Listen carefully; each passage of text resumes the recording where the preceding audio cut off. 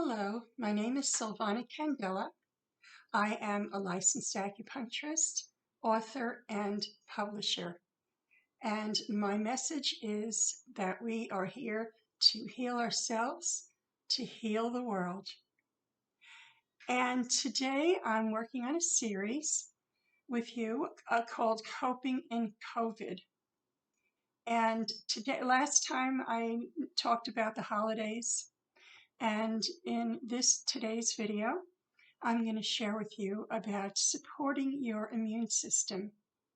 And this is not just for COVID, but it's any time, especially during cold and flu season, when you are going someplace where you think you might be exposed to not very good things, whatever the situation. But there are some general rules that I'm going to go over with that, or guidelines, I should say. They're not rules, suggestions that are based on, some is just common sense, some is traditional Chinese medicine, which is the basis of acupuncture, and other things my mama taught me. and they all kind of blend together. So let's jump right in. And supporting your immune system. One of the first and most obvious things that I think we all are pretty well aware of is getting plenty of rest, trying not to overdo it. And I'm not a good one to say that because I love to overdo it. But having said that, I think COVID has slowed us all down. So now we have the opportunity to really take it easy and, try not to do too much in one day. Tomorrow's another day. So, whatever you don't have time for, just pace yourself. Um, Pacing yourself is really important throughout the day, throughout the week. Do some time management, budgeting, with your time. That's really important, actually. And allow yourself to take it easy. Give yourself permission to not get everything done yesterday. Okay. If you're like me, that's what we do, but you don't have to. Getting a good night's sleep if you can.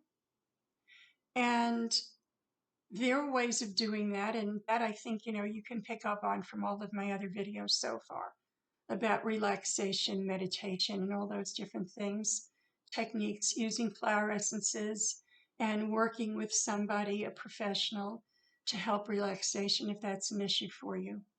So those are all very, very important things to do right now to help with your immune system.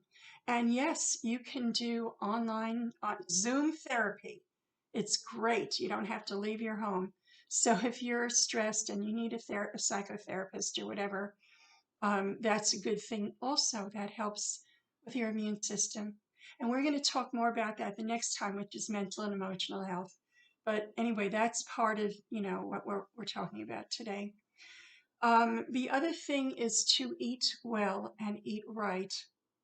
And that's also a whole series in itself of what that is. But so I'm just going to say basically stay away from inflammatory junk food.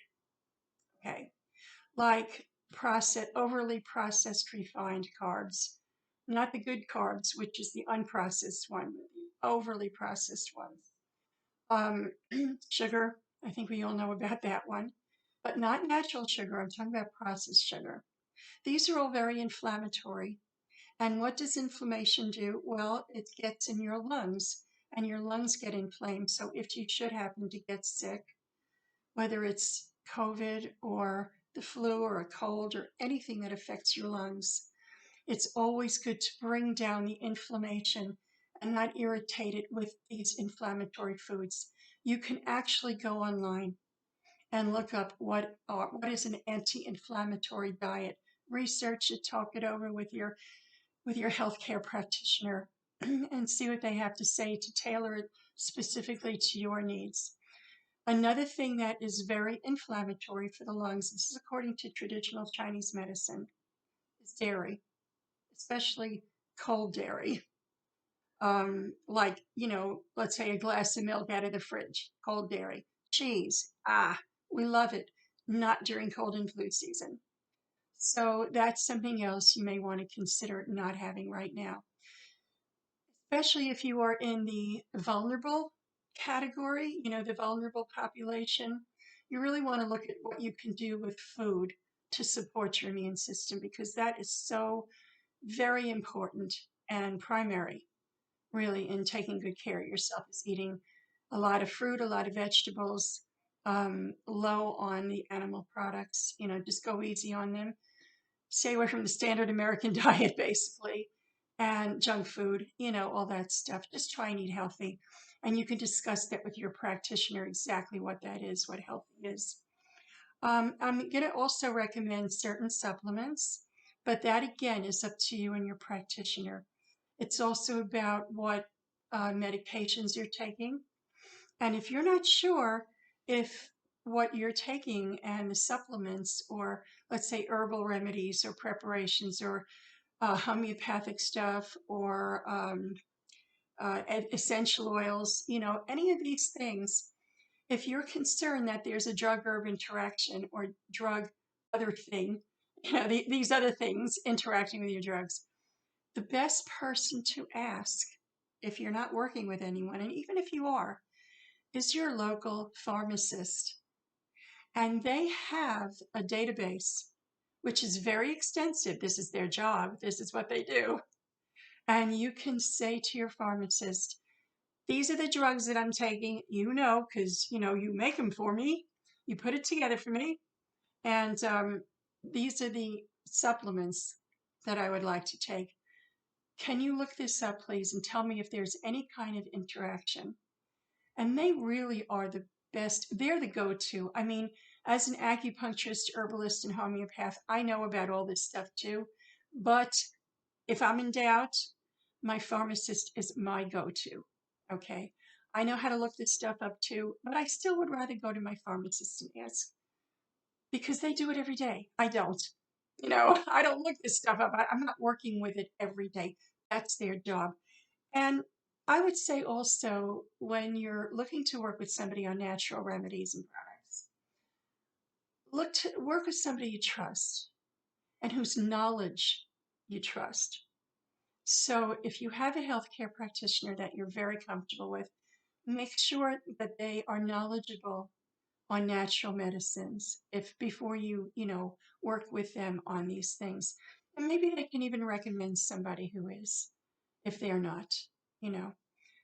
Anyway, this is what I take, and that doesn't mean you have to. It just means this is what I take. So every day I take 1,000 units of vitamin C. You can see that. Okay, that's what it is, 1,000 units vitamin C. I take zinc, which is great for, I don't know that you can see that. Okay, there, maybe, so I take this every day, cold and flu season. It's wonderful stuff. And then because I'm a vegan, which means I don't eat any animal products at all, I also take B12. So if you're a vegan, oop, it's kind of in the way of maybe this side will look better. No, there we go. You can see it now. Where the light is, my little O-ring light up there, my selfie light.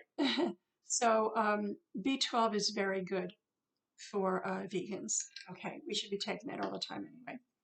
And then finally, vitamin D. This is D3, especially during cold and flu season in the winter. And if you happen to live where I live, which is the Pacific Northwest, where we get bupkis as far as sun, we don't get any sun here in the winter. I mean, it's like, oh, there's the sun. There it went. Sorry, gone. Okay, that's our sunlight situation.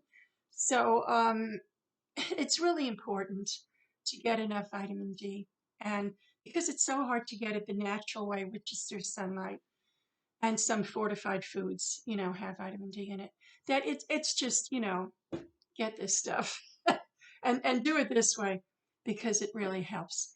Now, in traditional Chinese medicine, there's another thing that we talk about and in supporting your immune system.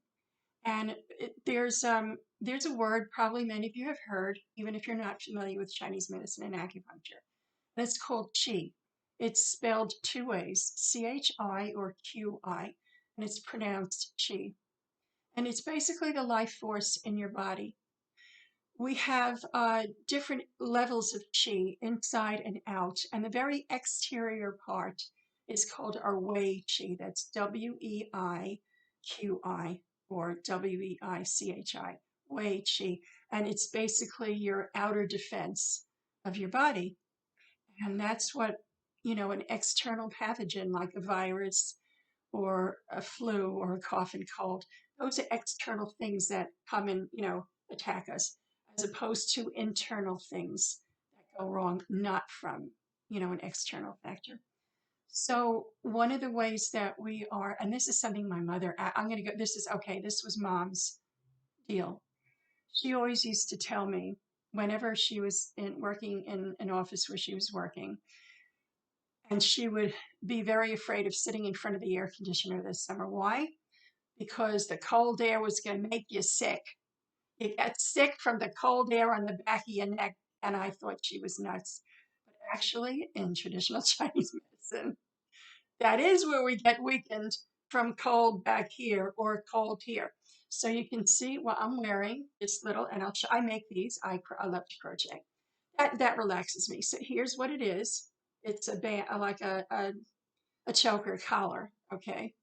And I put little buttons on it with little loopy things, and so it looks like this. And I right now I've got the buttons in the back, but it gives me a nice little protection for my Wei Chi in the winter wearing these things. And besides, you can make them very decorative if you make your own. I love to do that stuff. I love projects, crafty projects. And it also, doing craft projects is fun because it gives you something to do that's constructive. You can do it for yourself, your family. You better believe that my family got a bunch of these things for Christmas. These different kind of things, headbands I made for two of my granddaughters. So, which covers you here and the top of your head also. So wearing a hat when you go outside when it's cold is also important because we lose heat here, you know. That's why with a newborn baby, they put little skull caps on them. So, as people who are being exposed now to a pandemic, we want to keep our head covered when we go out if it's cold. If it's not, you're fine. Or if it's damp, cold and damp. Since COVID, the coronavirus is an airborne disease, then we wear the masks to protect the particles from entering our mouth and going into our lungs or from spraying it outwards to others. That's why we wear a mask. And then that's prevention. That's not so much supporting your immune system. Now I'm just talking about the general guidelines that we've all been told about wearing a mask and why that helps. So, because you're not breathing it in from somebody else, and you're not transmitting it to somebody else as much. It cuts down on it. It's not perfect. No, but it does help enormously cut down on the transmission. Adding the 6 feet distance is even better, cuts down more. Doing things outside with people cuts down more, or where there's good air circulation or something like that. Like going into I love to go to Target. No, I don't work for them. I just love it. I love it in there. It's big, it's wide open, and you can stay far away from people and walk down the aisles. And, it's great. I love shopping in Target. So, my local Safeway, actually, I don't know about the other Safeways, but my local one in Sherwood here has instituted these arrows on the floor so that you're not passing people this way, as you're going down an aisle. You're kind of snaking through the aisles, and well, that's the idea anyway. So people are conscious of this, and this is all prevention. And that's very good too. And of course, washing your hands, because when we touch, it's a contact thing when you touch surfaces. So doing the hand washing, also prevention, very, very important. Another thing you can do is to find, and I really highly recommend this for your physical and your mental emotional health, is finding some kind of appropriate exercise for yourself. Now, what do I mean by appropriate?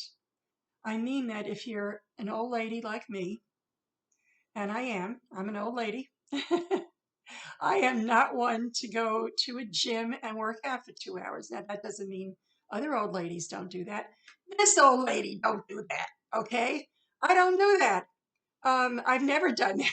I've not been big on that. But what I do enjoy is going on some kind of walk. I love to dance. And, even just bopping around the kitchen, singing and dancing while I'm baking bread and doing whatever I'm doing, I mean, just doing something to keep physically moving as opposed to sitting in front of the TV 24/7. So get out and do something. And the other nice part about going to one of your favorite big box stores, whatever they happen to be, is that you'll get to talk to people, even if it's at a distance, and it gets you out of the house. And okay, here, I'm going to share something really silly I do with you in Target. I go in there almost every day and I do a power walk around the store inside. You know, it is too cold, not cold, but it's nasty. It's damp here right now in Oregon at this time of year. So I'm not going to go. I mean, I do see people doing that outdoors. I am not one of them. So I will do that inside my favorite store and my favorite big box store and just go around, and you can do it fast, you can do it slow, you can check out the sales, you can talk to the friendly salespeople who work there when you need some help. And it's great for social. I know it sounds silly, but in COVID, when you're living alone, these are important things, and it really makes a difference. I come home feeling so energized and wonderful, and that's great for your immune system as well. And finally, last but not least, and this is going to dovetail into what I'm going to talk about next time, is that A word. That A word is attitude. Your attitude, our attitude, my attitude is probably the most important thing. If I was going to single out anything, I saved the best for last. If you're going to do any one thing, the most important thing is your attitude. Because if you have a good attitude about life, about about hope, about everything, you're just in a upbeat, great, doing all these things that make you happy, that make you feel good. And I've discussed these in my other videos, and I'm going to continue to do that because attitude is everything. It really is. And with your immune system, it's an A plus on the attitude, your immune support. So we're going to talk about that more and in the next video, and with mental and emotional health and how that supports your not only your immune system but your general joie de vivre, your joy of living during these times, and how we can reframe that and look at things in a different way. And I hope you're having a wonderful, wonderful holiday. And for those of you with more challenges, I'm going to be talking about that too. I'm going to get into minimalism and financial situations, reframing poverty to minimalism, which is what I've done. I live well below the poverty line. I do. Um, I'm on a widow's pension right now, and that's what I do. So there's just all different ways of dealing with this, handling it, and how we can cope with these things. And I have faced homelessness. I've been homeless, so I know what that's like too. I'm going to be sharing more about that as we go along because it's not something that is to be taken lightly, or grief. I lost a husband. I am a widow, so I understand all of these things. Um, but until then, peace, blessings, love be with all of you. And may you have a wonderful, wonderful, safe holiday season and our upcoming New Year's Eve. Much love to you all. Take care.